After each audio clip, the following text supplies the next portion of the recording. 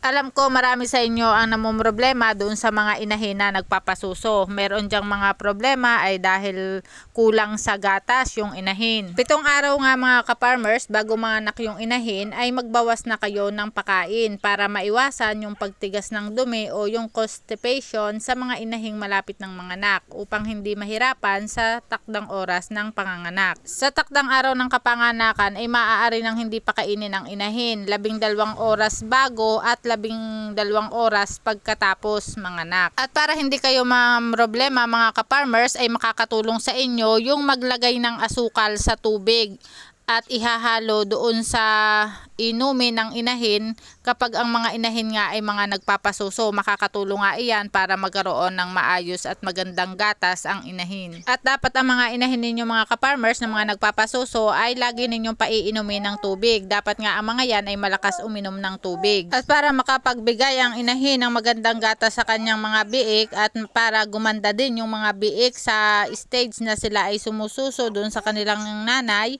ay iwasan ang mamayat ang inahin habang nagpapasuso. Kapag kayo ay nagbibigay ng antibiotic pagkatapos manganak ay samahan nyo na din ng vitamina para madaling makabawi ang inahin. At syempre mga ka-farmers, para gumanda ang gatas ng inahin ay magbigay ng lactating feeds. At pagkatapos nga manganak ng mga inahin ay unti-unting magbigay ng pagkain. At ang pagbibigay ng pagkain sa mga inahin, ang pagbibigay ng dami ng pagkain mga ka-farmers sa ating mga inahin na nanganak ay depende sa bilang ng kanyang anak. At syempre mga ka-farmers, kinakailangan na tamang nutrisyon upang maging maganda ang kalidad at dami ng gatas na maiibigay nito sa kanyang mga biik. At meron nga diyan mga inahin na magandang mag-alaga ng kanyang mga anak at kapag nga yung kanyang mga biik ay gustong sumuso ay umaayos nga ng higa yung kanyang inahin. At para din hindi mabawasan yung ating mga biik na ipinanganak ay panatilihin nga na laging babantayan kapag nga oras ng kanilang pagdede.